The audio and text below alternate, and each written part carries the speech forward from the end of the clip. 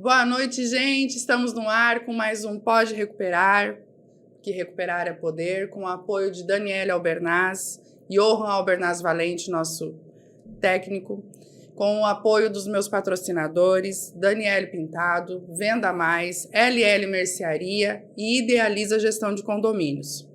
Hoje a gente vai bater um papo com o Fábio. Ele é psicanalista e advogado, e a gente vai bater um papo sobre um tema que, para mim, foi uma surpresa quando ele me trouxe, e eu vou deixar o Fábio se apresentar e falar um pouquinho sobre esse tema que a gente vai debater, os âmbitos aí da violência, como é na psicanálise essa visão que a gente vai trazer hoje aqui para vocês. Então, quero convidar todos vocês para prestar muita atenção, compartilha, curte, se inscreve e vem participar com a gente aí do meu podcast. Boa noite, Fábio. Prazer ter você aqui. Obrigado por ter aceitado o convite. Eu que agradeço o convite. Boa noite a todas e todos. Então, gente, a minha trajetória começou lá com a advocacia, lá nos idos de 98, quase 2000. E por muito tempo eu exerci a advocacia, porque é uma função bastante difícil por vezes, porque a gente se depara com um lado da sociedade que é bastante difícil de lidar. Vai das relações familiares a relações envolvendo crimes, envolvendo a criminologia em geral. Sim. E são sempre muito difíceis, muito complexos. E aí, em 2013, eu já estava há uns bons 12, 13 anos na advocacia. Eu resolvi voltar para a universidade, fui fazer especialização em Direitos Humanos, depois fui fazer mestrado em Sociologia, fiz Filosofia. E aí, em 2021, abriu um núcleo do Távola em Pelotas, que é um curso de formação. Eu já tinha visto, eu já tinha contato com a psicanálise, mas o Távola tinha uma metodologia, uma didática que se aproximava muito da ideia que eu fazia. E aí eu resolvi fazer. Eu já tinha começado meu processo de análise e a teoria depois veio como complementação. Porque a psicanálise funciona no tripé análise pessoal, teoria e supervisão. Que a supervisão a gente leva os casos e vai sendo orientado.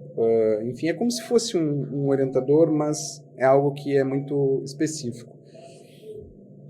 E a psicanálise me trouxe uma visão que até então a gente se questiona a partir da filosofia, a gente observa a realidade, o direito é muito a realidade.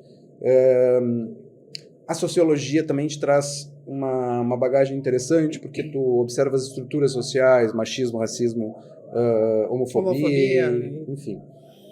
Mas a psicanálise, eu costumo dizer que a psicanálise é como se fosse uma irmã da sociologia. A sociologia trata das relações sociais do indivíduo, do sujeito para fora, as relações entre os sujeitos, e a psicanálise vai trabalhar a tua subjetividade. E o desafio maior é que, como eu vinha da área que a gente não pode chamar de ciências duras, mas o direito é uma disciplina do conhecimento humano que é muito normativa. Uma das primeiras coisas que eu me deparei com a psicanálise foi essa necessidade de me livrar dessa roupa que a gente coloca quando está...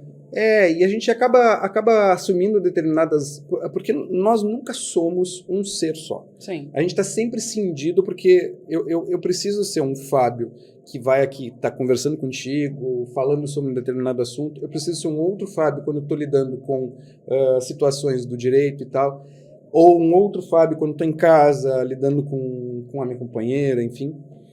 E a gente vai passando por esses processos, vai atravessando esses processos meio que de uma forma de desintegração. Mas quando a gente está dentro de um funcionamento, não gosto da palavra normal, mas um funcionamento regular, a gente consegue integrar esses aspectos da nossa personalidade ou essas máscaras sociais que a gente constrói e consegue fazer algo que de fato te permita conviver em sociedade. E aí quando eu chego na psicanálise, a gente começa a ouvir determinadas questões como, por exemplo, para a psicanálise não existe patologia. Aliás, existe, a gente reconhece patologia, mas dentro de uma clínica psicanalítica, por exemplo, a gente não vai estabelecer nenhum diagnóstico, embora as hipóteses diagnósticas estejam dentro do teu atendimento, mas elas servem não como uma forma de trabalhar essas questões com o sujeito, mas para saber para onde ele está indo e por que ele está falando isso e de onde vem isso, especialmente.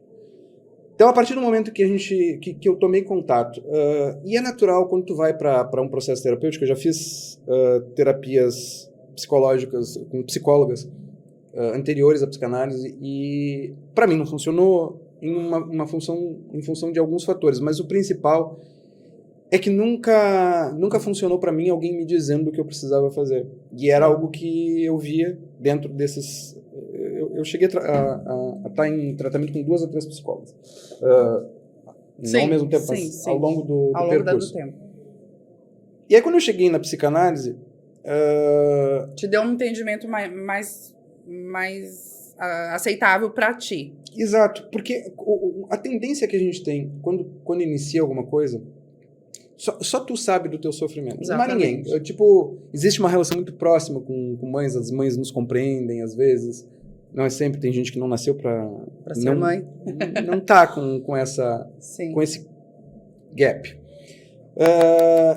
É tu procurar explicações dentro do DSM, que é o que classifica as patologias, oriundo da psiquiatria, para esses teus sofrimentos. Então, tu passa por questões, não estou dizendo que é o meu caso, mas tu passa, eu sou borderline, eu sou bipolar, eu sou não sei o quê.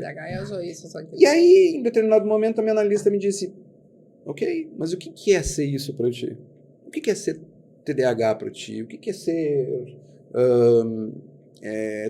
o que é ter transtorno borderline? O que é ter um transtorno bipolar? Porque... o sujeito é o sujeito. Ele se constituiu a partir de uma determinada história filogenética, sim. E ele vai se constituindo a partir dessas experiências. Sim. Então não faz diferença tu saber que tu é um portador de transtorno borderline, porque isso faz parte da tua subjetividade e é a partir dessa subjetividade que tu precisa lidar com o mundo. Isso foi interessante para mim porque... Quando tu te depara com essa realidade, quando tu percebe, olha, daqui não faz diferença realmente o que eu vou fazer com o que eu tenho. Porque eu sou eu e ponto. Então, ele te liberta dessa ideia de ficar buscando a resposta para aquilo que mais ninguém entende. Dentro de um processo de análise, a relação que se estabelece a partir da transferência, que é a atualização de figuras que foram passando na tua biografia e que acabam voltando na vida adulta porque, basicamente, nós somos criados por... Vamos colocar aqui função materna e função paterna, cada uma com a sua questão, mas, por exemplo, a função materna tem da alimentação, que é fundamental, ela tem da subjetivação, que é fundamental, tipo... meu bebê lindo, o amamentar, o acolher, exatamente. Polo. Exatamente, perfeito. A função paterna é diferente. A função paterna ela serve para dizer o não para a criança e para dizer o não para o bebê. Desculpa, o não para a criança e o não para a mãe. Por que é importante esse não? Porque existe uma relação inicial, quando a gente inicia a nossa vida, que é uma relação simbiótica com a mãe. Sim. Se não existe uma figura que barre e diga, daqui para cá é bebê, daqui para cá é mamãe, e isso acontece muito com mulheres que acabam tomando a criança. A mãe solo é um pouco diferente, eu chego lá agora, mas quando tu acredita que tu tá fazendo o melhor pro bebê, e aí tu começa a adivinhar que ele está querendo água, que ele está querendo não sei o que está querendo não sei o que mais. E chega um momento que a criança não precisa desejar. Não precisa pedir nada. Ela não precisa desejar. Não precisa falar, não precisa nada. E aí, isso é um problema bastante complexo, porque essa criança tem todas as ferramentas para desenvolver o que a gente chama na psicanálise de estrutura clínica da psicose. E a psicose, ela transita para além da linguagem, ela transita para além de algo que a criança consiga dar conta, porque ela te tira a percepção da realidade. Ela não vai ser sempre uma psicótica, mas ela te tira essa percepção da realidade. Ela te tira a possibilidade de ter uma vida integrada. A neurose, por exemplo. A neurose, já que nós vivemos em sociedade, e é uma sociedade pretensamente civilizada, é a estrutura clínica por excelência que permite que a gente consiga obedecer regras, consiga viver em sociedade, consiga ter os princípios como empatia, culpa, medo, embora em outra medida. E nós temos a estrutura clínica da perversão, que é o sujeito aquele que não tem, que não carrega culpa, que não carrega questões que são necessárias para o processo civilizacional. E a partir do momento em que tu começa a trabalhar na clínica, foi um processo que foi interessante, porque em um determinado momento a minha analista me disse, tu queres iniciar a tua supervisão? Porque eu já tinha um número determinado de horas de análise pessoal. Sim.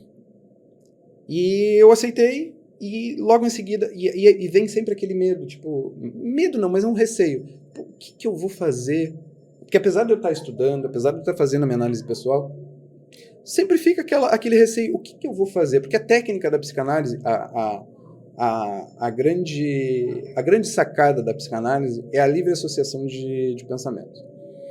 O que é a livre associação de pensamento? É quando tu vai dentro do espaço do setting analítico e fala sobre o que te vem à cabeça. Porque é a partir dessa livre associação que a gente vai ter as manifestações do inconsciente. E o inconsciente se manifesta através dos sonhos, por isso que a psicanálise trabalha muito com a questão dos sonhos. Sim. E os sonhos, gente, não é simplesmente tu pegar um sonho e interpretar e dizer, olha, isso é isso, isso é isso, isso é isso. É muito mais complexo. Não é um manual que tu tem ali para seguir, olha, sim, falou disso, é isso. O sonho, ele é a realização de desejos inconscientes também. Ele é uma via de satisfação que acaba dessas pulsões, porque a psicanálise ela trabalha com a ideia de pulsão. A pulsão ela é mais do que um instinto. É algo que nos permite viver. Sim. Então, a pulsão, ela vai... A pulsão oral, a pulsão agressiva, a pulsão... Então, tu tem uma gama de pulsões que estão inscritas dentro dessa ideia de uma psicanálise que vai se preocupar com aquilo que o resto da sociedade não está muito preocupado, aquilo que a gente varre para baixo do tapete. Sim. Então, o que é importante dentro da clínica? É que o sujeito fale livremente e entenda que dentro daquele espaço não tem julgamento, não tem nada. Isso é um processo que é meio comum em todas as terapias, psicoterapias, mas dentro da psicanálise, a partir do momento em que o sujeito estabelece um vínculo de transferência, e é uma atualização, por que eu falo que uma atualização de uma figura que já habitou ou que ainda habita a tua vida, mas que tu transfere pro analista ou para analista, porque de alguma maneira tu não conseguiu simbolizar isso no momento certo, ou mais do que isso te causou algum tipo de sofrimento, que é basicamente o que a psicanálise se preocupa. A psicanálise ela se preocupa com o sofrimento humano. Ela não vai buscar cura, porque para a psicanálise não existe cura de um sujeito. Tu não pode te curar de alguma coisa que tu foi constituído a partir das tuas experiências, das tuas vivências com os cuidadores, com a sociedade, porque a partir do momento em que a criança vai adquirindo o tempo necessário, a idade necessária para ir para a escola, ela vai sublimar essas pulsões. Então, por que eu estou fazendo essa pequena introdução? Porque uma das coisas mais significativas para mim dentro do processo analítico foi perceber que nós precisamos sair de uma posição que, no senso comum e para outras psicoterapias também, é uma posição que as pessoas são jogadas, tipo, a ideia de uma vítima. Sim. São jogadas ou se jogam? É difícil dizer, mas assim, ó, quando tu tens um processo terapêutico, um processo psicoterapêutico, Um processo de autoconhecimento e de análise. É um autodesconhecimento. Isso é uma coisa que a psicanálise tem estudado, se debruçado há muito tempo, porque quando o sujeito chega na tua clínica, ele vem cheio de coisas que são colocadas nele, desde a infância. Tu é isso, a mamãe, o papai, tu é aquilo, eu desejo isso pra ti, eu quero que tu não faça isso, eu quero que tu não faça aquilo. E aí vem uma série de coisas que são construídas em cima desse sujeito. São colocadas, né? Exatamente. São os rótulos que a gente vai... porque a gente funciona basicamente em função de 2 mecanismos, introjeção e projeção. Ou eu introjeto algo que é projetado em mim, ou eu projeto algo de mim para o outro. Sim. Isso, inclusive, tem implicações, às vezes, nessas questões de abuso. Mas quando chega, a primeira coisa, a preocupação maior é começar a escutar o sujeito. E escutar o sujeito é a parte o pacto que se faz. O sujeito vai falar livremente e a técnica da psicanálise é a escuta flutuante. E eu pensava, puxa, o que é a escuta flutuante? A escuta flutuante é tu estares ouvindo. Estou conversando contigo aqui, mas dentro de um processo analítico, o que eu vou me preocupar são essas manifestações inconscientes. Atos falhos, xistes, a atuação dos mecanismos de defesa. Nós temos mecanismos de defesa fascinantes para proteger o ego dos conteúdos que são insuportáveis para ele. Sim. Então, o mecanismo de defesa mais básico, mais comum, inclusive são classificados em primários e secundários, mas esse é um mecanismo primário, básico, é a negação. Então, a negação, o exemplo mais claro, mais simples da negação é: eu vou conversar contigo porque eu preciso te dar a notícia de que uma pessoa próxima de ti morreu. E a tua reação nos primeiros momentos é: putz, não é verdade. Não pode ser verdade, não é verdade, não é verdade. Mentira, estás mentindo para mim. Exatamente. E a negação, ela tem essa função de: a realidade para mim é insuportável, então eu nego a realidade e a partir dessa negação da realidade eu consigo proteger o ego, que é uma das partes integrantes do nosso psiquismo. Nós temos, pela estrutura proposta pelo Freud na segunda tópica, nós temos o isso, que agora foi atualizada a tradução, que era traduzido como id, o ego e o superego. O primeiro deles a se formar é o id. É aquela estrutura da personalidade que vai te demandar água, comida, sexo, é a pulsão. Sim. É aquilo que... As coisas básicas. E que vai te pulsionar. É algo que está sempre ali. A segunda estrutura a se formar é o ego, que é a partir dessa subjetivação. E quando o sujeito vai sendo barrado, o bebê vai começando a ser subjetivado e tem a figura externa que diz: olha, tu aqui é o bebê. E o ego, ele se forma a partir dessas experiências, mas ele é uma estrutura que está dentro da consciência. As outras duas não são. O id, por excelência, ou isso, é natural, por excelência, está lá no inconsciente. Sim, e simplesmente naturalmente. Tu quer comer, tu quer dormir, tu quer não sei o quê. E a última estrutura dessas a se formar é o superego, que é justamente o resultado do complexo de castração e do complexo de Édipo. O complexo de castração é: tu não pode fazer isso, tu não pode fazer aquilo. Por quê? Porque isso é importante para o teu desenvolvimento. Tu não pode andar de pé descalço, porque se tu andar de pé descalço no inverno, tu vai adoecer. Tu não pode sair pelado na rua. Não pode pôr dedo na tomada. Tu não pode matar o teu amiguinho. Tu não pode uma série de coisas. Uma série de coisas. E a ameaça da castração, que antes a gente tinha a ideia de que seria o corte do pênis ao invés do pênis, mas isso é outra questão. Sim.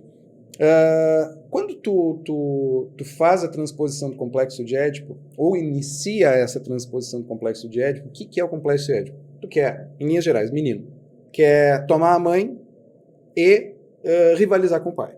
Às vezes tem um desejo inconsciente de matar o pai. Sim. Isso o Freud trouxe lá da mitologia na obra clássica do Édipo Rei.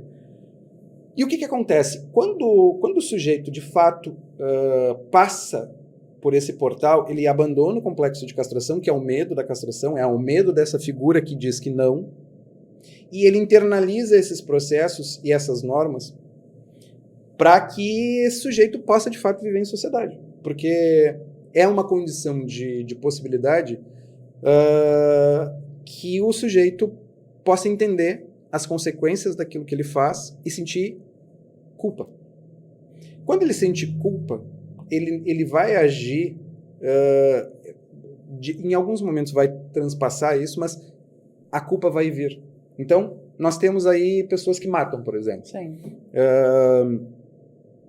Ainda bem que grande parte da sociedade, ou a esmagadora parte da sociedade, é neurótica, e dentro da neurose tem histeria, neurose obsessiva, neurose fóbica, enfim. Essas são as estruturas clássicas. Mas é importante, dentro desse processo civilizacional, compreender que esses processos vão acontecer, e vão acontecer de uma forma que o sujeito consiga dar conta. Então, um menino lá por volta dos 5, 6 anos, a menina também, vai internalizar isso, vai fazer a transposição, ou vai iniciar a travessia do complexo de Édipo, e ele é introduzido na lei e na linguagem, dependendo da escola psicanalítica que tu seguir. O Freud dizia que ele vai ser introduzido na lei, e o Lacan dizia que o nome do pai vai trazer a inscrição do sujeito dentro da linguagem, que não acontece com os psicóticos. Os psicóticos não passam pelo complexo de castração. E por que não acontece isso? Porque tu tinha uma mãe que era a engolidora do desejo da criança. Não enxergava a criança como um sujeito, e sim como uma extensão dela. Por que acontece isso? Quando a mulher engravida, ela tem uma série de mudanças fisiológicas, e ela tem uma série de mudanças sociais. Sim. Quando ela engravida, ela vira o centro das atenções, etc., o que a gente chama de falo na psicanálise. Então ela identifica que a criança é um falo, é uma parte dela, e ela não quer ser separada. Isso acontece nas famílias onde o pai não tem o pai, ou a função paterna, Sim, não tem a força necessária para suplantar essa... onde a figura paterna não é tão forte quanto a materna. Exatamente. Então, pai... Mães não é matronas, vamos dizer assim, geralmente acabam se sobressaindo. Exatamente. Tu pode observar isso numa família quando o pai é praticamente um zero à esquerda. Sim. Ele não vai conseguir rivalizar com a vontade, o desejo da mãe de não se separar da criança. E aí a criança fatalmente vai desenvolver aí uma psicose que tem consequências severas. E a outra possibilidade é: a criança passa pelo complexo de castração, mas ela rejeita. Ela simplesmente diz: isso não faz sentido, a lei sou eu. Sim. Aí entra na perversão e entra numa série de questões que têm consequências para a sociedade. Imagina uma sociedade de perversos que eles não têm medo não tem e eles não têm o especial, a culpa.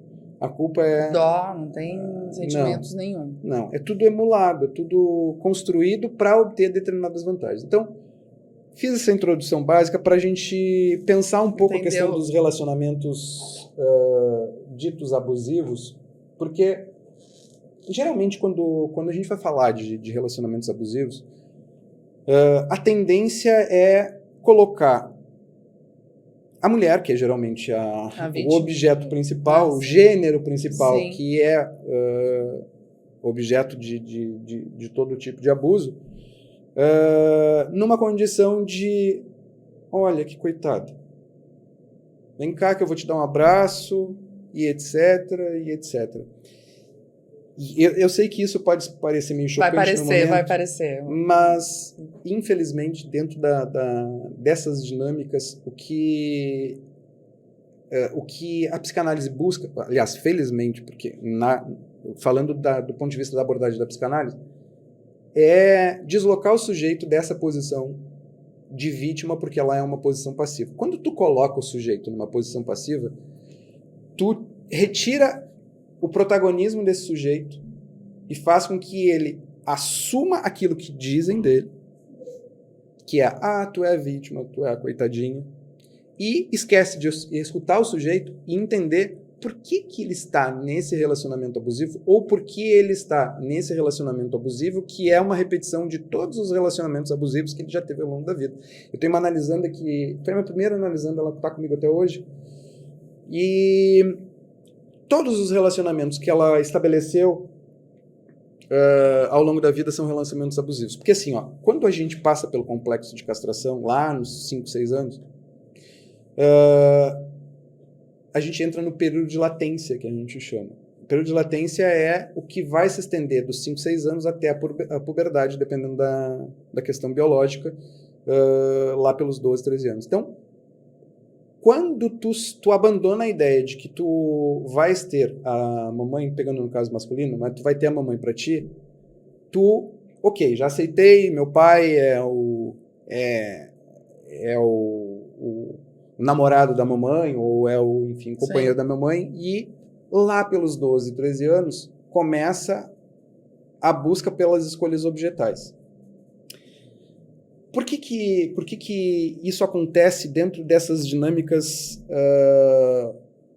que saem da infância e vão se manifestar na vida adulta? Porque quando a gente cresce dentro de um lar disfuncional, por exemplo, isso é bastante comum. Sim. Existe uma relação de poder e uma relação de submissão.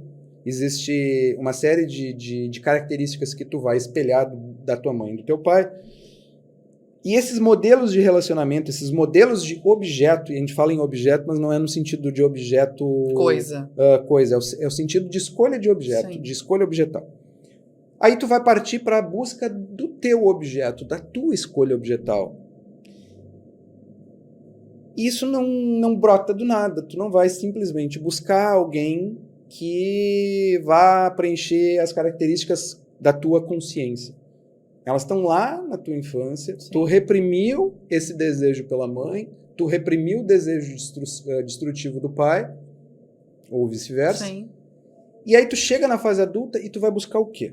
Exatamente as mesmas características que estavam lá no teu desejo na infância. Por quê? Porque é difícil, dentro desse processo de civilização, tu dar conta de algo que é proibido, é tabu dentro da sociedade. Falar em incesto, falar em canibalismo, são questões que a psicanálise sempre se debruçou. Sim. Ela surge a partir disso. E aí, o primeiro aspecto que eu acho legal de pensar falar.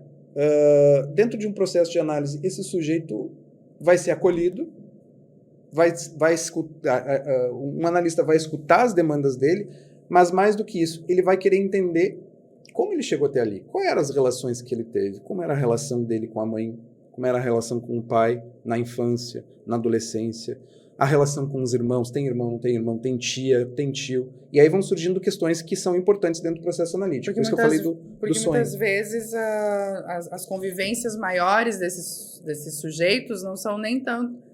Claro, tem sim, mas as convivências são com os tios, com os primos, né? Então é importante saber todo o sistema familiar, né? Para poder entender.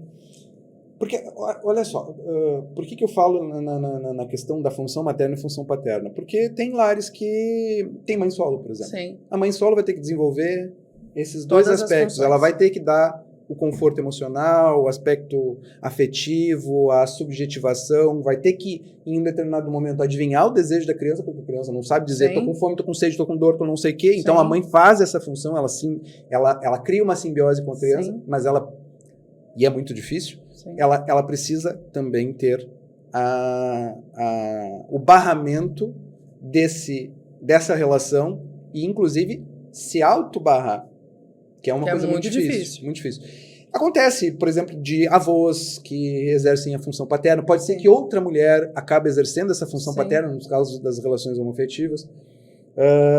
Mas, falando em linhas gerais... no caso das mães que convivem com as avós, com as mães. Exato. Né? Às vezes as avós acabam tomando esse espaço de serem as barradoras, né? De serem Exatamente. Enfim.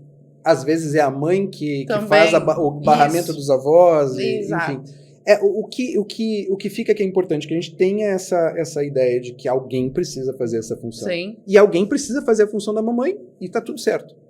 Então, quando o sujeito chega com a queixa principal do sujeito putz, eu tô num término de relacionamento, ou estou num relacionamento, mas não tá legal, me traiu, fez isso, fez aquilo outro, a gente deixa o que Freud, nem foi o Freud, foi a Dora, que foi a primeira, Dora não, foi a primeira, a paciente mais famosa do Freud, que nem era dele, era do Breuer, que era o parceiro de escrita. E ela chamou de limpeza de chaminé, que é quando o sujeito chega na análise e vai falar. Ele precisa falar. E tudo que a gente não fala volta retorna na forma de sintoma.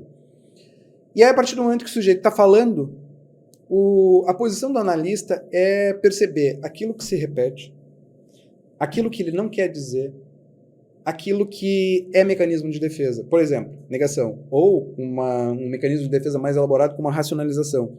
Tudo o sujeito vai racionalizar porque ele não quer se conectar com a questão afetiva e o que o afeto traz para ele, essa memória afetiva traz para ele. Então ele vai racionalizar, ele vai justificar todas as coisas que acontecem com ele a partir desse processo racional, porque ele não quer se deparar com aquilo que de fato está ali criando angústia, dando vazão para esses sentimentos. Exato. Então tu começa a investigar, tu começa a escutar, tu começa a questionar, tu começa a indagar e tu começa a implicar o sujeito no próprio desejo.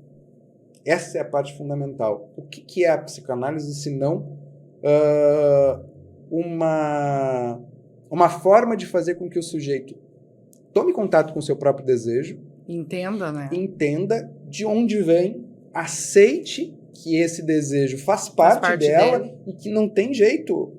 Tu pode sublimar, tu pode dar outra via, mas no final das contas é o teu desejo, o desejo é o que nos faz levantar todos os dias.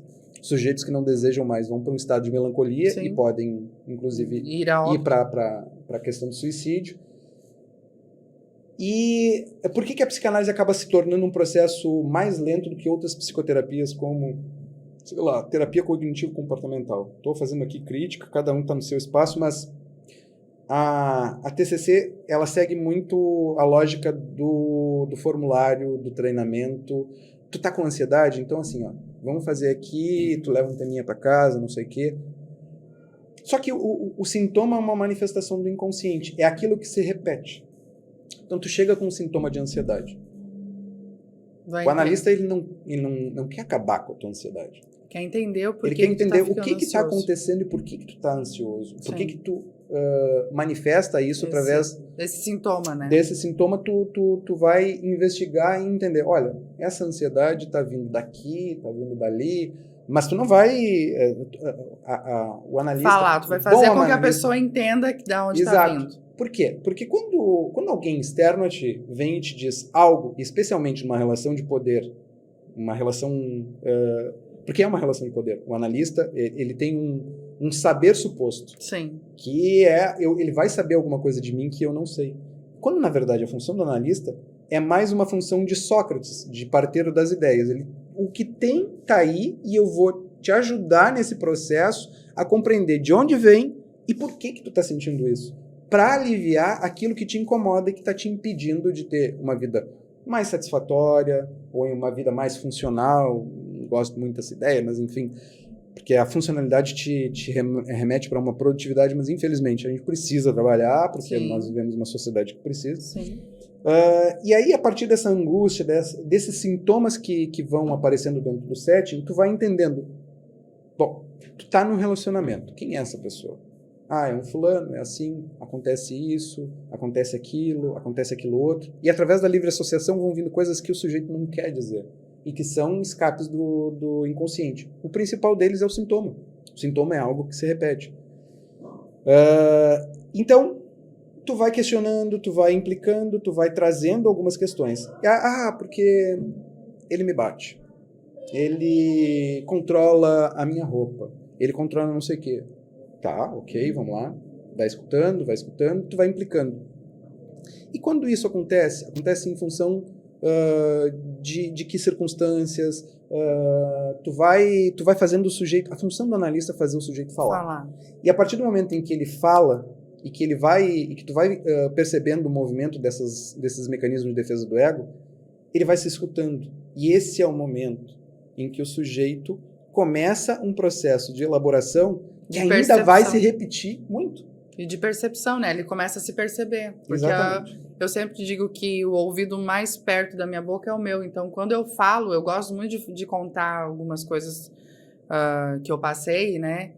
E para que eu entenda. E eu começo a falar e contar e repetir. E aí eu começo naquele processo de entendimento do que eu tô falando. Puxa vida, sabe? Então, acho que é mais ou menos isso. O teu papel, né, como psicanalista é isso. Fazer com que a pessoa se escute e se perceba. Exatamente. E tente, né, trabalhar essa percepção para se favorecer. Exatamente. Porque, no final das contas,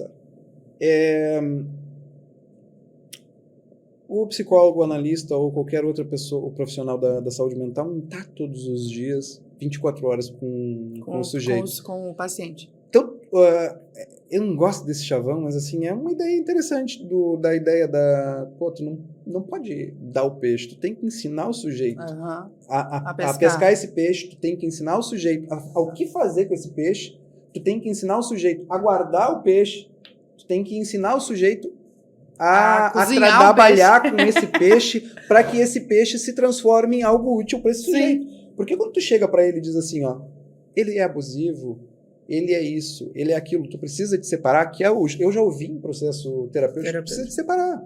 Sim.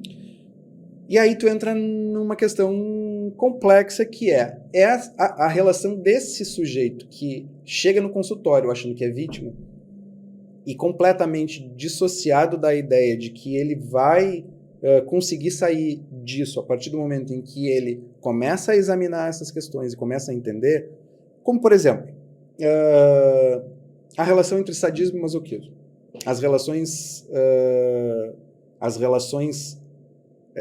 entre o sadismo e o masoquismo, elas acontecem a partir de acomodações.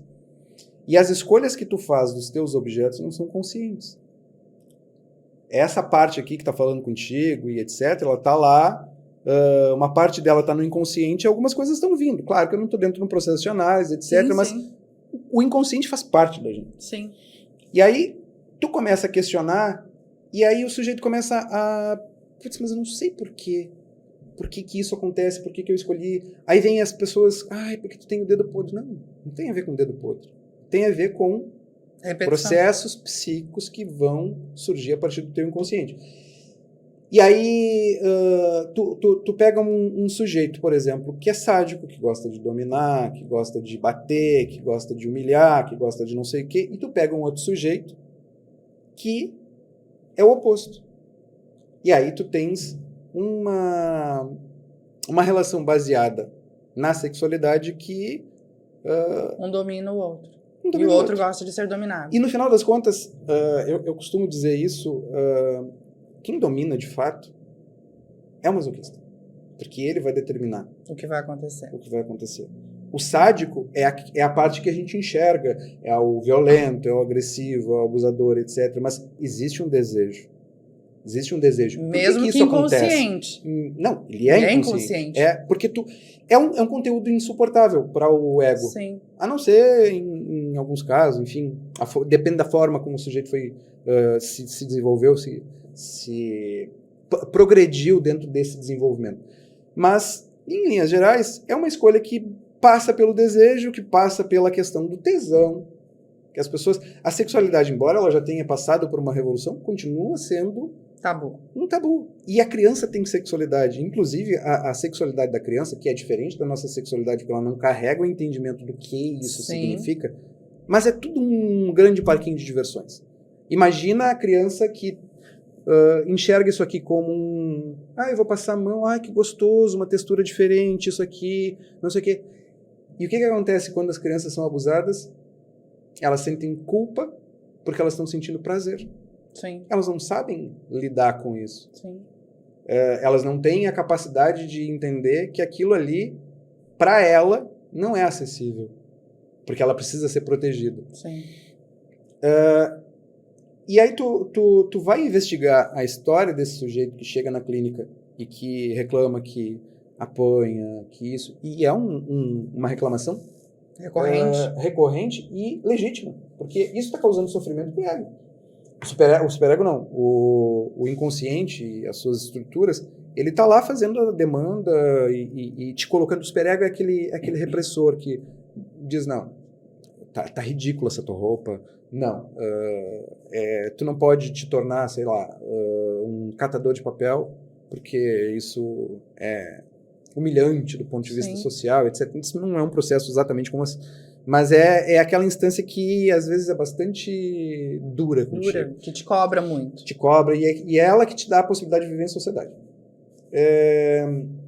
Então, o sujeito começa a falar, e aí ele começa a perceber que ele vai permanecendo nesses relacionamentos, e ele vai repetindo esses relacionamentos, e que o pai fazia isso com a mãe fazia isso com o pai, a mãe ou o pai tinham namoradas e aí ele observava ou ela observava aquele tipo de comportamento. E aí as coisas começam a acontecer e os processos são muito interessantes porque quando o sujeito fala algo e percebe que aquilo que ele está falando é algo que ele não tinha entendimento até aquele momento, que é o momento que o analista espera, que é a desalienação do sujeito, é um momento importante, mas não é o final da análise, porque às vezes o sujeito percebe e ainda não consegue se livrar do ciclo de repetição. Por quê? Porque nós temos várias pulsões, mas nós temos dois grandes grupos de pulsão, a pulsão de morte e a pulsão de vida. Pulsão de vida e a pulsão de morte. A pulsão de vida é o quero transar, o quero ter uma vida legal. Ela opera, a pulsão de vida opera dentro do princípio do prazer imediato. As coisas boas da vida, vamos dizer assim. Exato. Já a pulsão de morte é a pulsão destrutiva, é aquela que quer te fazer retornar a um estado inorgânico, porque quando tu tá no estado inorgânico não tem sofrimento, não tem angústia, não tem medo, não tem desamparo. Uma das coisas mais difíceis para o sujeito lidar é com a ideia de desamparo. Então, por que eu estou falando isso? Quando tu tens uma mulher, por exemplo, vou pegar o exemplo de uma mulher que é o gênero que é preferencialmente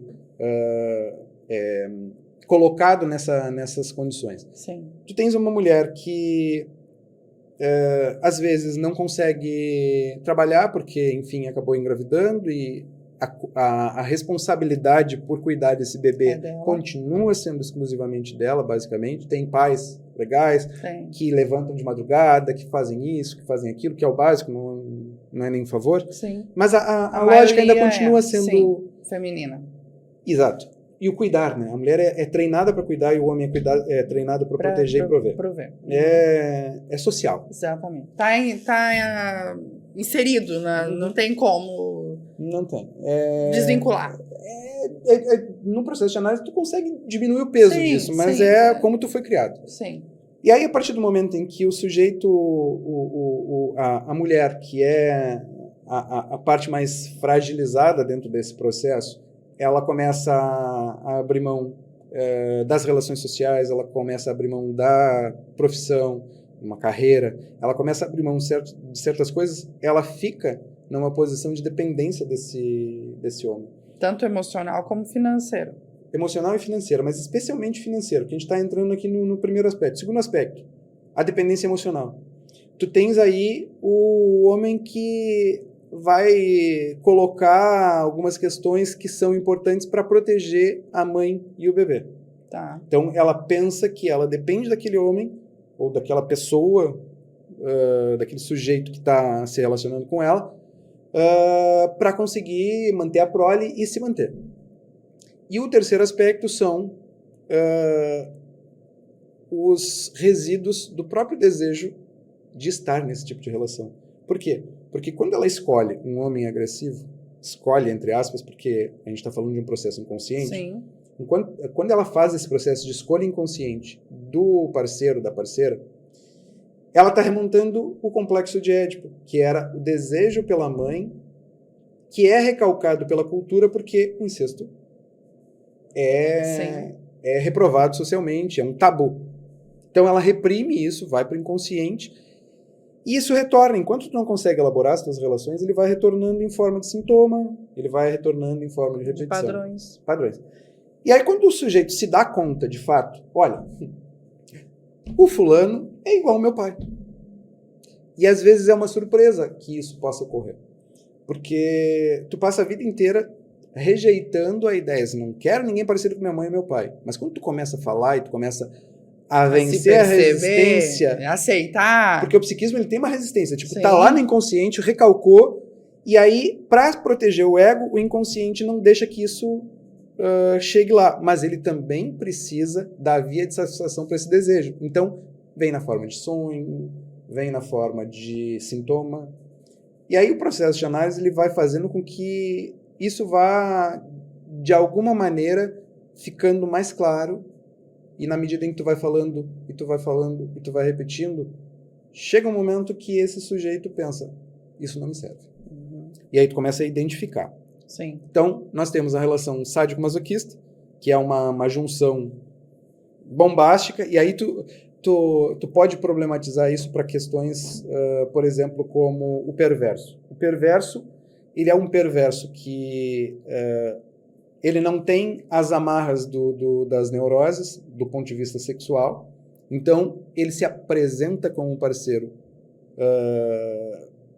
Vamos pegar um exemplo de um filme aí, enfim, 50 Tons de Cinza. Sim. Foi a romantização do abuso. Sim. As pessoas começaram a ler 50 Tons de Cinza e, meu Deus, eu gosto de... E tudo bem, tudo certo. Se isso faz parte de um acordo entre as partes e ele acontece só nas quatro paredes, Tudo e bem. não numa relação que vai se estender Sim. a partir dessas perspectivas, está tudo certo. É a sexualidade, tu tá em dia com a tua sexualidade, o outro tá em dia. Tá Ninguém tudo tem bem. nada a ver com isso. Exatamente. Não tem moralidade, não tem religião, tudo besteira que dentro das quatro paredes não fica. Mas quando isso se estende para além... Para a relação do dia a dia, né? Exatamente. É uma relação de submissão, é uma relação de humilhação, e isso causa reflexos no sujeito. E aí tu pega a relação de poder, o homem que é o provedor, tu pega a relação de aporte físico, porque os homens têm biologicamente um físico avantajado, Sim. e obviamente isso tem reflexos. Tu pega a estrutura desse sujeito que não sente culpa por estar fazendo Causando determinadas aquilo coisas, causando aquilo ali, e a gente vê coisas bastante pesadas. Sim. Então tu tem uma estrutura em que tu encontra um sujeito perverso, ou uma sujeito perverso. Porque é importante falar que não é só o homem que faz essa...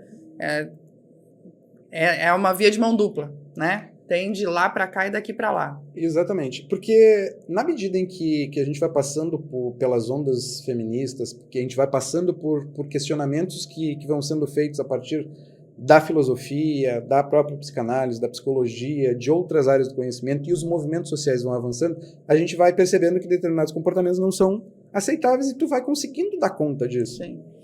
Só que, como a relação geralmente é uma relação, por exemplo, se eu for entrar numa disputa física contigo, linhas gerais, se tu não fez Muay Thai, aprendeu defesa pessoal, etc., ou talvez tu vai ter uma desvantagem. Então o homem, ele já é um pressuposto que o homem, numa relação com a mulher, ele vai ser o abusador. Sim.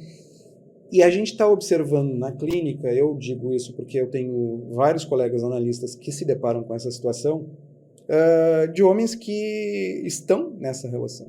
E elas são relações que acabam se constituindo nas mesmas bases de exploração psíquica, de abuso psíquico, de abuso econômico e tal. Então, a gente vai indo para essa ideia de que nem sempre tu tens uma relação abusiva casual. Geralmente, ela não é uma relação abusiva casual. E às vezes o sujeito não dá conta de... mas como assim sou eu? É um processo inconsciente, faz parte de ti, mas é um processo inconsciente. E quando tu aceita, consegue elaborar isso de alguma maneira, tu fala, e tu consegue, através dessas implicações, entender que, de fato, aquilo ali é um processo que tu pode evitar, porque ele é insuportável para esse sujeito, é uma causa de sofrimento, às vezes é uma questão de vida ou morte, aí o sujeito começa a se fortalecer, porque quando ele chega na análise, aquilo que eu tinha falado, ele está cheio de rótulos colados. Sim. E aí ele vai, é mais um se esquecer e um se descobrir. Sim. É uma relação diferente, porque tu não vai te descobrir, tu não vai investigar aquilo que porque eu quero retomar aquilo que eu era antes do meu relacionamento. Quem tu era antes do teu relacionamento? Porque esse relacionamento te levou até aqui. Quem tu era te trouxe até esse relacionamento que tu tá vivendo agora. Exato. E tá tudo certo, desde que tu tenha consciência disso e elabore que essas questões não são questões que vieram do nada. E que faz parte do teu desejo estar numa relação como essa, porque também tem a pulsão de morte e a pulsão destrutiva, que foi uma investigação que o Freud fez, um livro que ele desenvolveu a partir da morte do filho do neto dele na Primeira Guerra Mundial, e ele precisava entender o que estava acontecendo, o que eram as neuroses de guerra, o que acontecia, e ele percebeu que essa compulsão à repetição é uma forma que o psiquismo tem de se proteger daquilo que ele recalca, mas que vaza. Então, ele repete para voltar na figura de não de vítima, mas eu tenho condições de controlar isso. Então, só que ele não controla. Então, deixa eu ver se eu entendi. Falar de mim, porque eu só posso falar de mim. Eu repeti ciclos de relacionamentos abusivos, né? O meu primeiro companheiro era abusivo, não me batia, mas emocionalmente era um abusador. E aí depois, num outro relacionamento, eu repliquei isso, né? Quer dizer que eu repliquei porque eu sabia que eu ia dar conta de lidar com aquilo, porque eu já tinha dado conta antes. É mais ou menos isso? Ou tô viajando? Não. É assim. Só pra gente poder entender, porque... É assim, ó. É isso. Exatamente por isso. O que acontece quando tu entra num ciclo de repetição? O que tu busca é retornar aquilo que te dava prazer e satisfação e que em algum momento ele foi castrado. Sim. Que era o desejo pela mãe. Não só desejo pela mãe, mas tem uma série de questões. Mas eu tô fazendo uma caricatura aqui. A partir do momento em que tu consegue perceber que esse movimento que tu está fazendo é um movimento que te remete a uma das figuras materno e paterno, e todas as implicações que tem nisso, tu pensa, putz, não sou tão passivo assim quanto eu imaginava, não sou tão vítima assim, e é por isso que eu falo, a vítima é uma forma de deixar o sujeito com um rótulo que a psicanálise busca tirar. Sim. E tem sujeito que às vezes não vai conseguir dar conta e vai abandonar o processo de análise. E vai para outras abordagens, vai tentar dar conta dessa ansiedade, desse medo, dessa fobia, através de alguém dizendo para ele o que ele precisa fazer. Certo. E isso também tem uma informação que está lá na infância. Sim. Alguém dizendo para ele é muito mais fácil. É muito mais fácil. Muito mais fácil. É muito mais próximo de uma realidade. Tipo, quem é que tem um mapa da vida? Ninguém tem. Tu não sabe tem o que uma é receita certo. de bolo. Não tem o Waze da vida. Não tem. Então tu vai fazendo como tu dá conta, as mães e os pais vão fazendo. Não tem uma escola de mãe e pai. Eles vão fazendo, que às bom vezes que tivesse. Eu costumo dizer que seria muito mais proveitoso que mães e pais resolvessem. Pô, eu tô afim de ter um filho. Então, vou começar um processo de análise para entender e tal, não sei o quê. Porque eu tenho analisandas que começam a análise dizendo pois eu quero ser mãe, não sei o quê. E aí eu vou anotando e volto em algum momento dentro do processo de análise. E aí eu vou questionando. E a vontade de maternidade? Como é que anda? Pois tá assim, assim, assim. E aí tu vai implicando em algumas questões e chega em um determinado momento que a pessoa volta. Eu queria começar por isso, porque às vezes eles chegam com vários pontos e, escolhe um. Não. Pensa num e segue falando. Que é justamente a forma como a psicanálise funciona. E mães que vão abandonando a ideia de uma maternidade, porque o que é a maternidade e a paternidade? Ela é um desejo. Ela tem um desejo incutido. Só que o grande problema, quando os pais não são analisados ou não fazem terapia, não entendem como funcionam as coisas, é que eles fazem dos filhos a extensão do próprio narcisismo. Narcisismo, gente, não é algo que tem É que essa se- carga negativa É que que a galera... banalizou, todo mundo agora é narcisista, Todo né? mundo é narcisista. Esse é o ponto. Ah, é. Então, Aliás, todo mundo é narcisista, não, vou corrigir. Todo mundo passa por... todo mundo tem o seu narcisismo, que é sim, a tua construção enquanto sujeito. sim. Então, tu precisa ter isso de alguma maneira. O problema é quando ele ultrapassa aquilo que é esperado de um funcionamento civilizado, Sim. e tu passa a um funcionamento que é patológico. Tá. E o narcisista patológico, ele vai trazer para os sujeitos que convivem com ele, dependendo do grau e dependendo da extensão e etc., quando tu junta narcisista e perverso, tem uma explosão de maldade. E aí que, assim, só para trazer para o entendimento mais leigo, né? E aí que tem essas explosões de casos de homens e mulheres narcisistas que fazem coisas absurdas, quando junta essas duas patologias, narcisista com perversidade. Porque a perversão é uma estrutura clínica. A partir do momento em que tu tem essa relação e tu vai transpor o complexo de castração e o complexo de Édipo, ou tu passa pela castração e vira um neurótico, tu acaba desenvolvendo Sim. uma estrutura de funcionamento neurótico, ou tu não passa pela castração porque tu não tens o barramento da mãe com o bebê, então o sujeito não sabe o desejo do psicótico é algo que não está definido.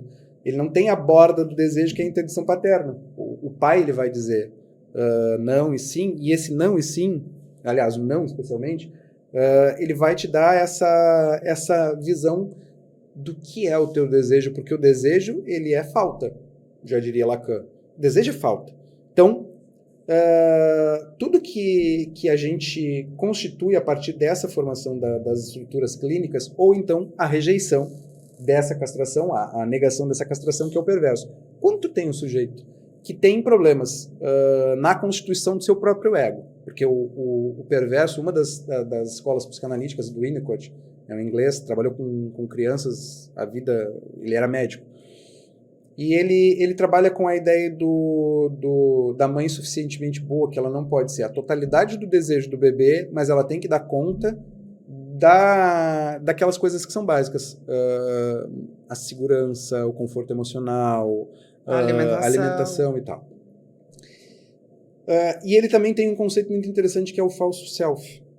Então, o que é o sujeito narcisista, efetivamente? É um sujeito que as ferramentas emocionais dele são de uma criança. E eu não estou dizendo para ninguém ficar com pena de narcisista, não é isso. Só estou dizendo que quando tu lida com um narcisista, tu lida com uma criança que não passou pela castração. E quando tu lida com uma criança que não passou pela castração, é ele e o resto é tudo objeto. Ele é o centro das atenções. Ele é o centro de tudo, do universo. Ele é o merecedor de todas as deferências, ele é o bom e tal, mas isso é a ideia que a sociedade tem dele. Porque, no fundo, esse sujeito em sofrimento sabe que não é assim. Então, ele desenvolve um self, um ego alternativo para essa ideia de eu sou maravilhoso, eu sou lindo, não sei o que. No final das contas... E é por isso que às vezes... Ele não se sente... Ele não se sente assim. Não é, porque ele passou por abuso emocional justamente na infância. Às vezes ele passou por uma mãe, um pai narcisista, ou alguém muito próximo, e etc. E ele teve o self dele, o ego dele destruído, de alguma maneira, humilhado, etc. Então ele vai levar isso para a vida adulta. Só que o resultado disso é um resultado catastrófico. Porque tu pega uma mulher, vamos pegar uma mulher. Pegar o caso do 50 Tons de Cinza. Ele era milionário, ele era interessante, bonito, etc, etc, etc. E tinha ali o desejo da Anastácia, isso mesmo. Então tu tem uma relação ali que é uma relação que passa pela economia, pela forma de se sustentar, e aí vai para o desamparo, que é o nosso afeto mais desesperador, porque tu depende de um outro ser. Quando tu nasce, até tu morrer. Sim. seja para te fornecer alimento dentro da ideia de uma mãe que emancipa o filho aos poucos, ou de cuidados em geral. Então, quando tu pega um sujeito que vai ser a totalidade do outro, do ponto de vista material, do ponto de vista de segurança, do ponto de vista sexual, é muito difícil tu tirar esse sujeito dessa posição, mesmo que ele esteja passando por um momento de sofrimento, porque existe um prazer na dor. E é um prazer que tu já conhece. E esse prazer é difícil de tu elaborar, porque ninguém quer abrir mão de um prazer que já experimentou, mesmo que ele esteja te causando sofrimento. O sujeito só muda quando aquilo que ele está experimentando é insuportável a ponto dele querer mudar. Então, o processo de análise é um processo de espera, é um processo de implicações, é um processo de paciência. Longo. Isso, um processo longo. Às vezes tu tem um resultado que é mais visível, e pessoas que melhoram dentro de um processo de análise num período curto de tempo, abandonam e depois retornam ao processo de análise, com todo aquilo que havia elaborado já, precisando retornar para ao processo. entender tudo aquilo de novo. Exatamente. Sair dessa posição que estava, que não quis abandonar, etc. E aí tu chega com sujeitos destruídos dentro da clínica, do ponto de vista egóico, e uma das tarefas principais, porque a psicanálise se interessa pelo inconsciente, mas ela também precisa dar conta do ego, e de um ego fragilizado que precisa sobreviver. Então, grande parte é uma subjetivação.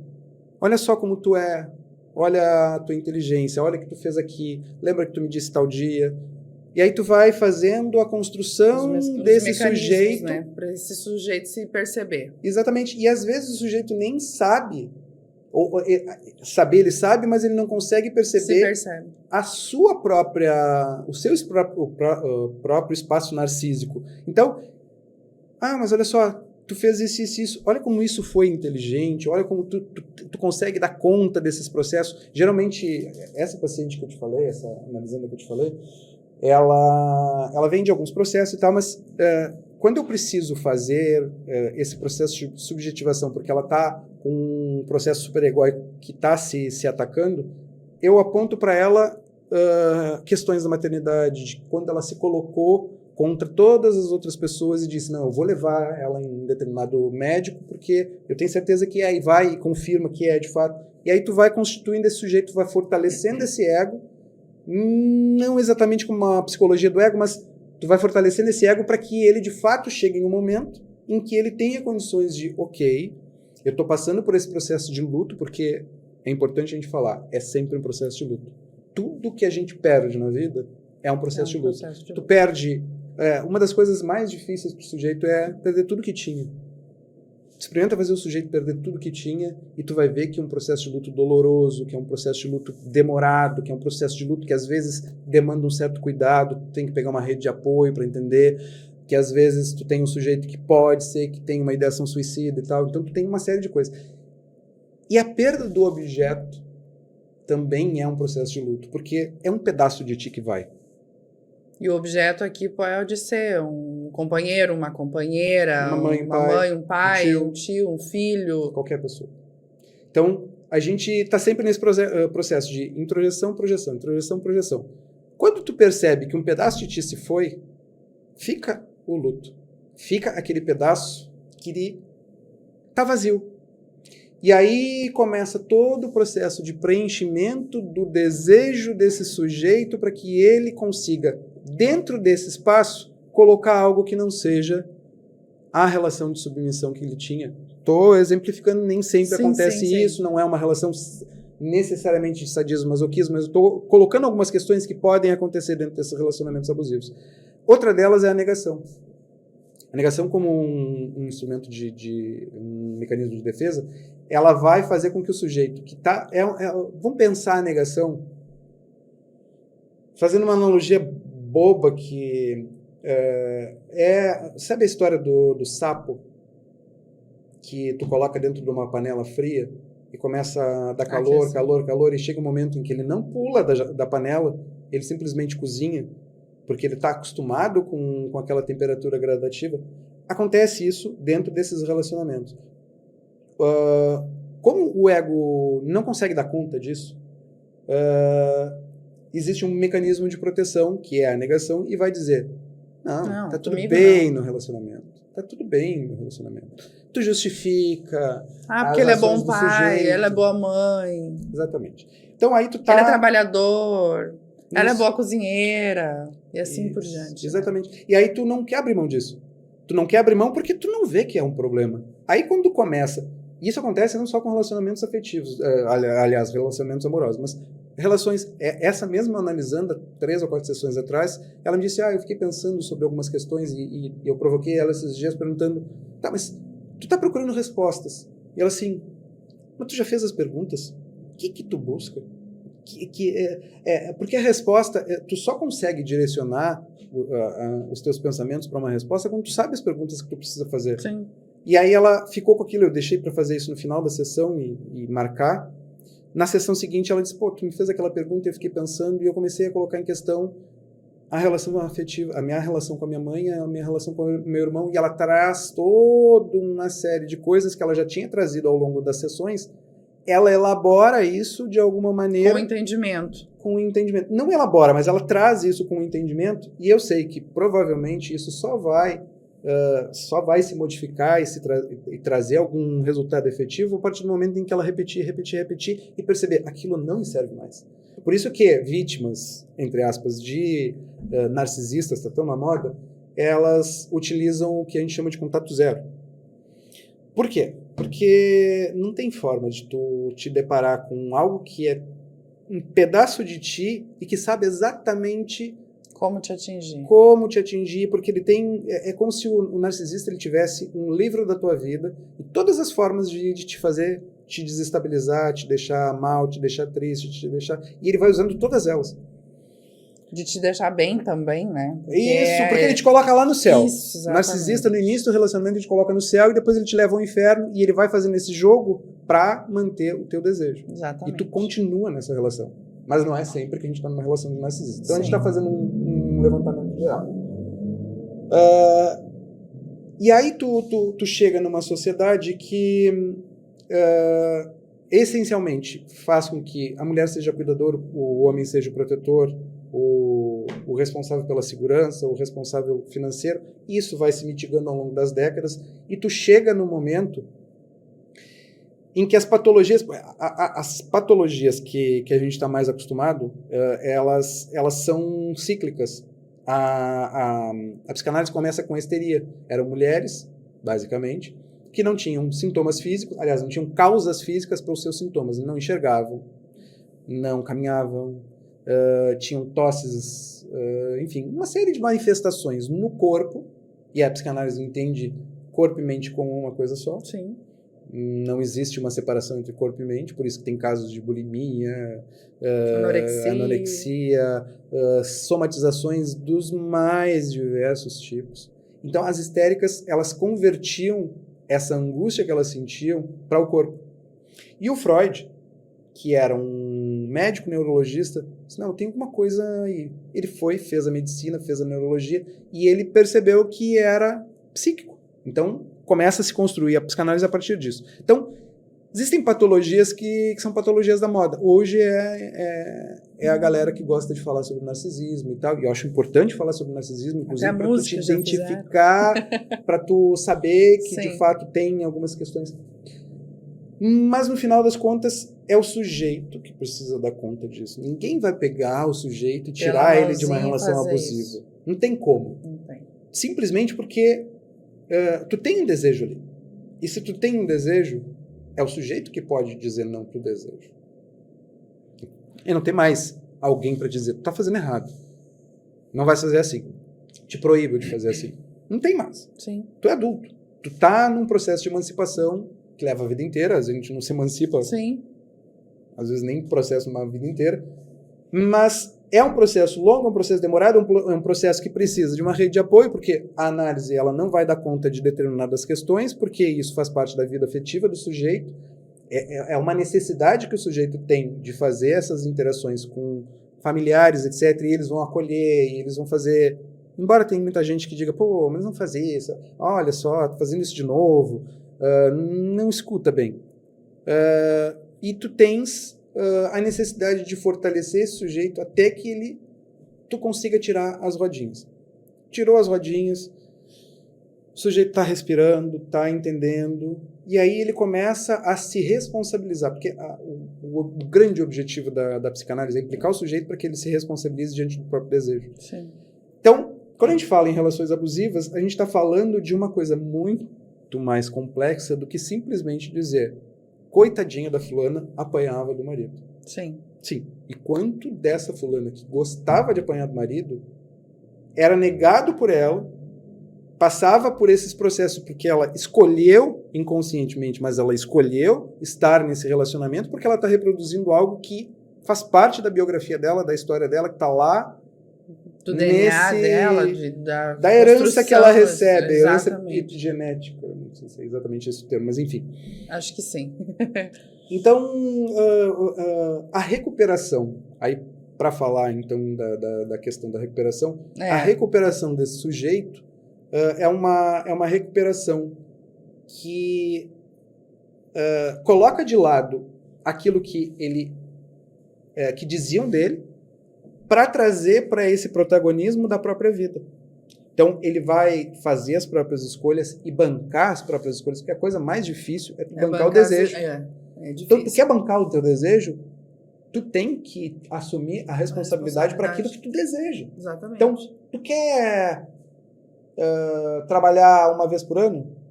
Beleza, tu vai ter que achar uma forma de bancar esse desejo. Sim. Tu queres não te relacionar com ninguém?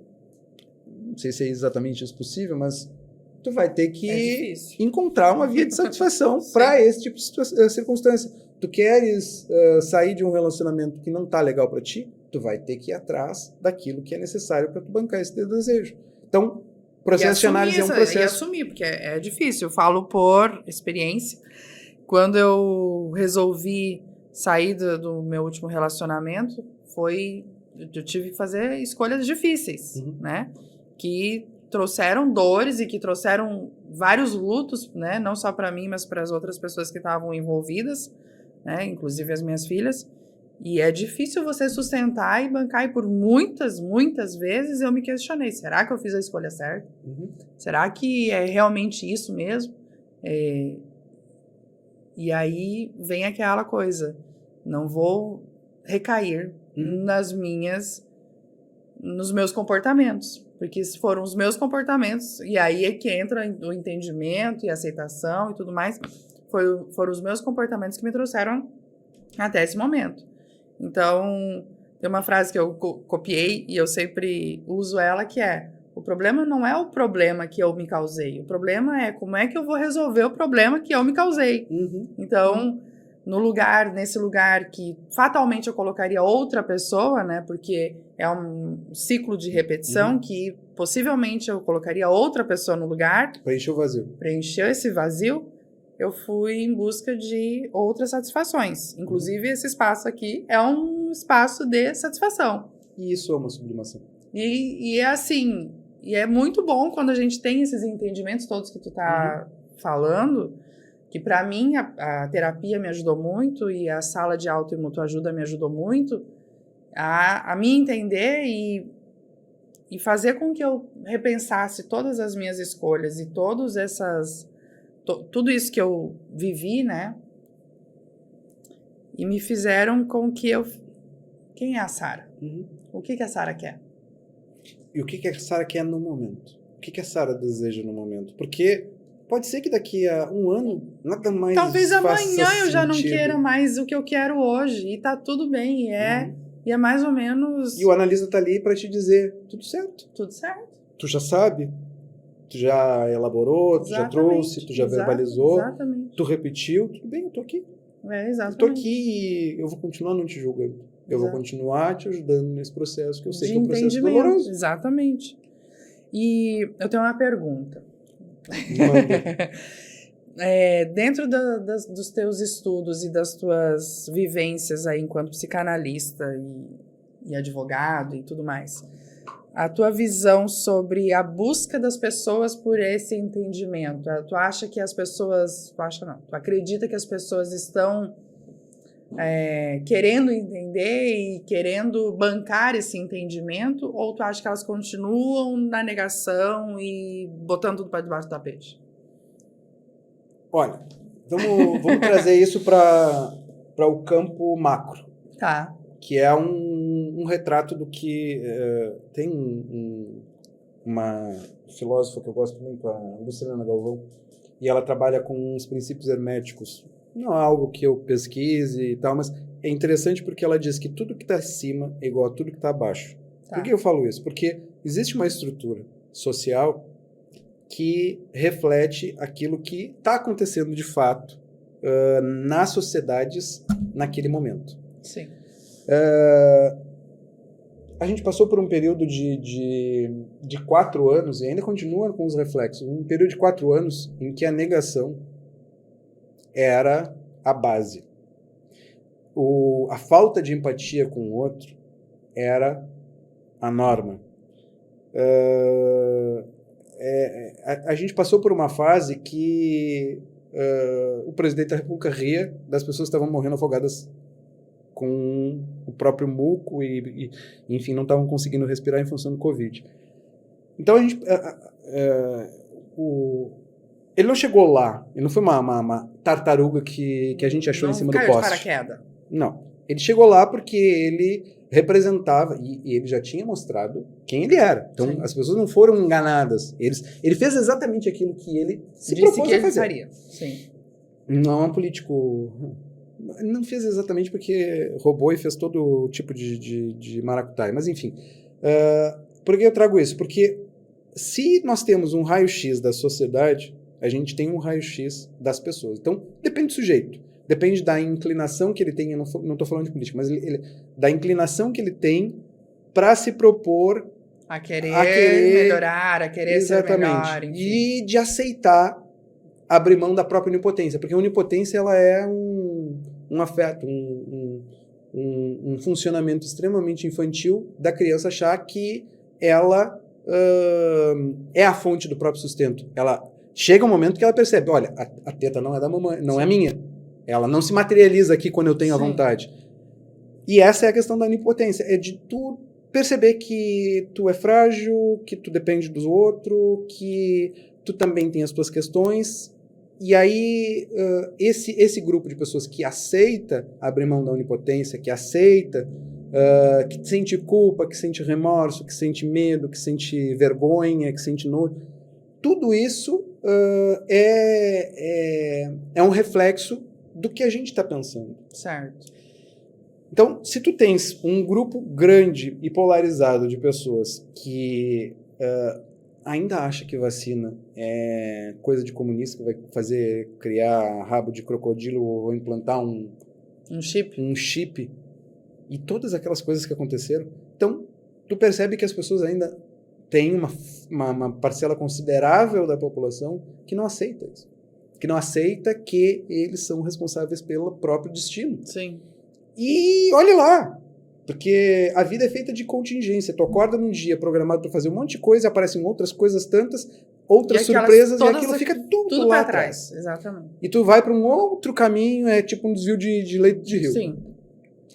Então, eu posso te dizer que é um processo lento, é um processo demorado, difícil de suportar, mas em comparação com o início do século XX, eu diria que as pessoas estão mais abertas a se responsabilizar pela própria vida, com exceção dessas manipulações outras. Macro, sim, que fazem com que a pessoa sofra e ainda negam o direito delas entenderem de onde vem esse sofrimento. Sim, sim.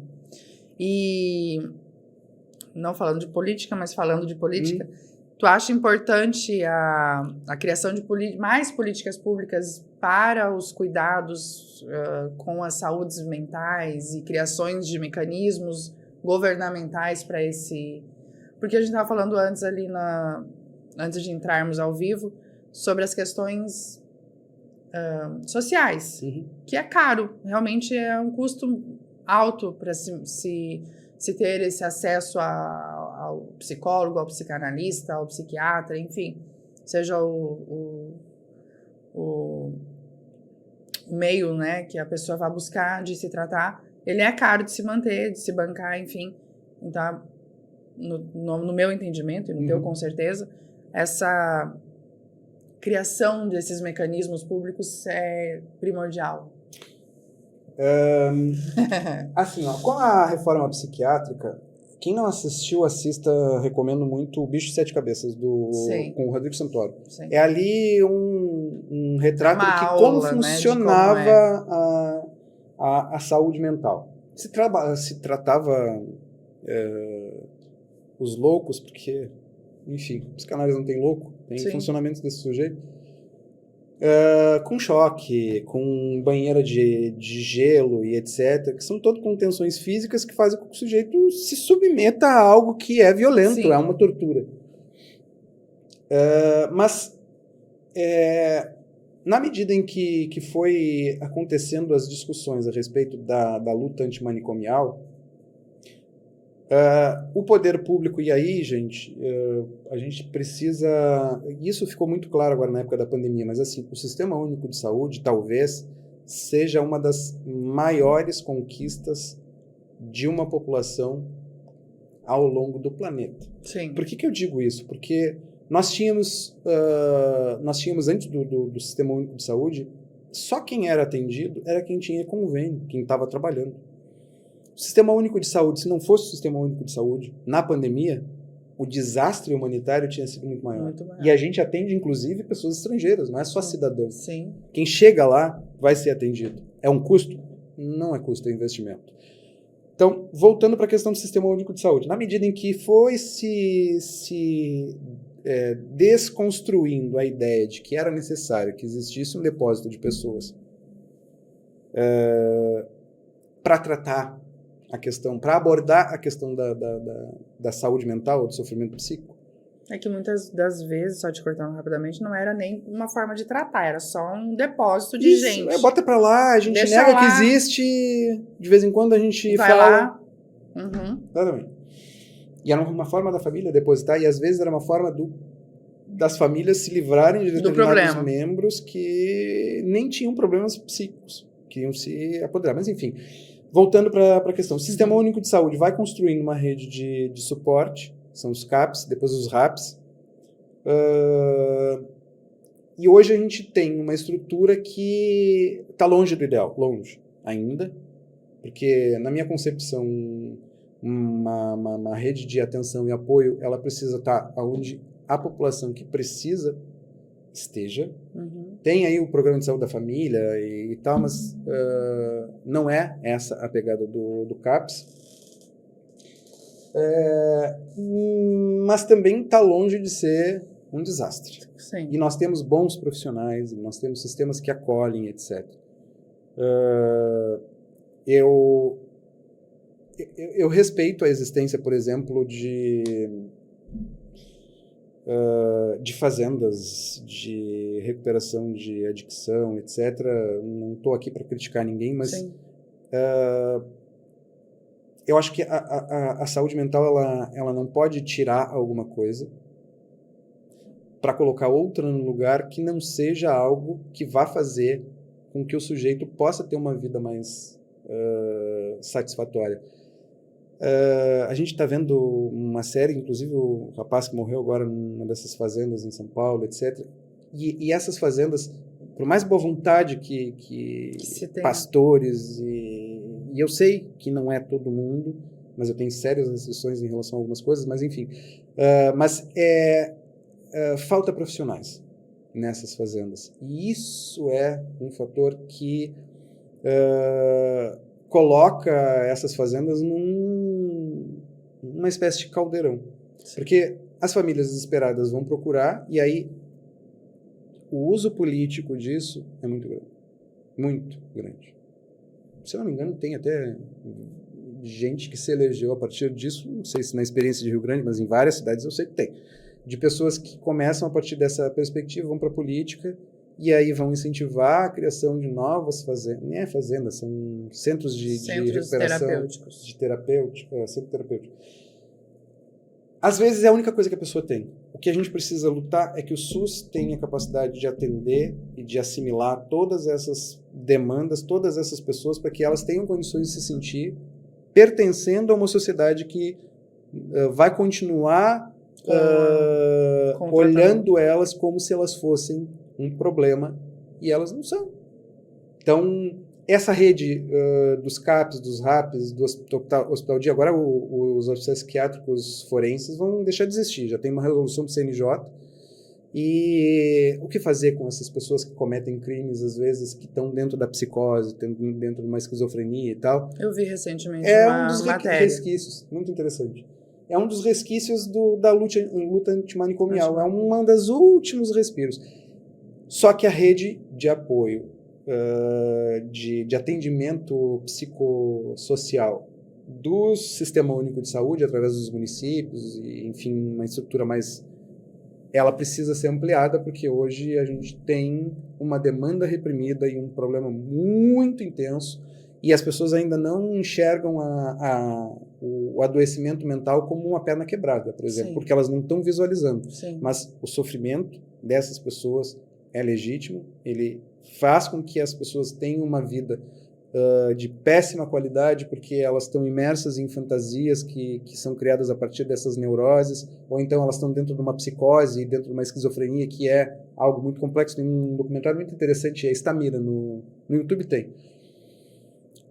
que fala sobre a questão da psicose e tal. Então, hoje, a nossa rede, ela não é suficiente, mas ela já é um passo muito grande para a gente estar chegando numa sociedade mais amparada, humanizada, né? Humanizada, exatamente. Mas eu acho que hoje a gente tem avanços muito significativos em relação a 10, 15, 20 anos atrás. Ou 30, 40, 50 anos atrás, muito mais. Sim. A gente hoje não tem mais hospital psiquiátrico em Rio Grande. E isso era uma coisa que era inominável. Ah, mas tem louco que não sei o quê. Não tem, mas a gente vai tratar através do Hospital Dia. Sim. É humanizar, é trazer essa pessoa para dentro da sociedade, porque ela vai voltar para a sociedade. E tu não pode esperar que uma pessoa dessa seja apartada para tu não enxergar. Sim. Mas é isso, tipo, eu acredito que a gente está num caminho muito bom, um caminho de recuperação de pessoas com adicção, por exemplo. A questão da redução de danos, a discussão sobre tirar esse sujeito da condição de criminoso e passar para uma condição de paciente, de pessoa em recuperação, que é o que acontece hoje quando a polícia consegue encontrar um sujeito na rua com meia dúzia de gramas de maconha e é preso por tráfico, vai ter contato com a facção, vai ter contato com outros presos, E não é isso que a gente quer, não é isso que a gente espera, e não é isso que a gente... E hoje, a questão dos relacionamentos abusivos, por exemplo, nós temos casas de acolhimento, nós temos estrutura. Hoje o governo Lula, por exemplo, anunciou que mulheres vítimas de violência, filhos de mulheres mortas por feminicídio vão recebendo pensão, etc. Então tem toda uma proteção, uma rede de segurança, uma rede de proteção que a mulher consegue hoje ter essa segurança de conseguir abandonar uma relação dessa. Inclusive aqui em Rio Grande tem uma rede muito grande, né, que eu já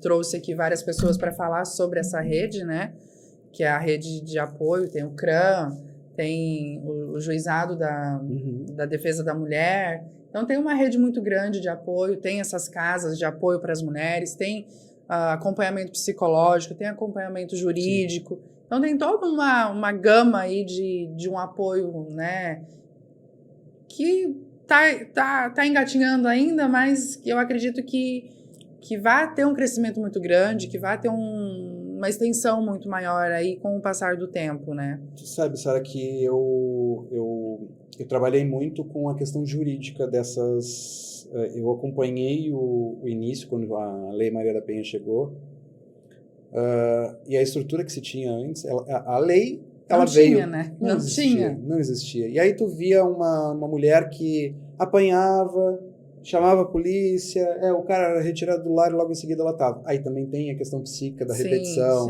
do cara que vai dizer, não, vai ser diferente, eu vou me tratar, porque o perverso não chega na clínica para se tratar, ele chega lá porque ele não quer perder um objeto de satisfação.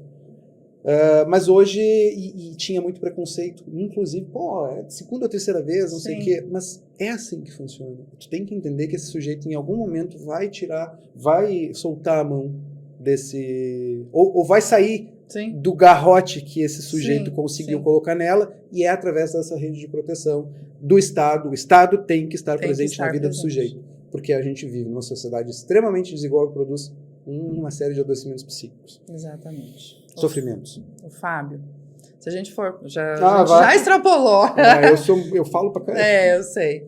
Então, eu quero te agradecer a presença. Eu te agradeço, sabe? E as portas estão abertas quando quiser voltar pra gente debater outras temáticas aí, que o assunto é o que tem para se falar de doença mental, doença psiquiátrica e recuperação e tratamento e formas de tratamento. Tá aberto, o convite fica extensivo aí. Uma hora dessas a gente pensa em alguma coisa, volta e vamos debater algum tema específico. Eu gosto de falar pra caramba, tu já deve ter notado. Então... Sim, e eu esqueci de perguntar, vou fazer um breve comentário sobre a tua página lá, Psicanálise Nômade, que as pessoas podem seguir lá no Instagram, né? @Psicanálise Nômade no Instagram. No Instagram. E quem quiser te contatar também pode ser pelo Instagram, que se sentiu aí, de repente... porque a gente tem que ter a empatia da pessoa que vai nos tratar, né? Eu tenho empatia com a minha psicóloga lá, um beijo pra ela, tá de férias já, Thaís.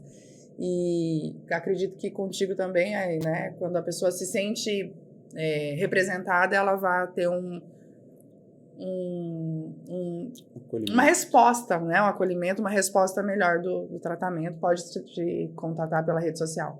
Pode contatar pela rede social, ali tem meu WhatsApp direto. Exatamente. Tudo certo, só entrar em contato, a gente marca uma entrevista inicial, vai entender o que está acontecendo, escutar as demandas, e se for o caso, a gente marcar as sessões. Isso aí.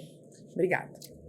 Eu te agradeço, querida, e a hora que tu quiseres, chama aí que a gente está disponível. Gente, obrigado. Hoje, especialmente hoje, foi gravado. Na próxima semana a gente volta com ao vivo. Eu espero todos vocês. Um beijão e até semana que vem.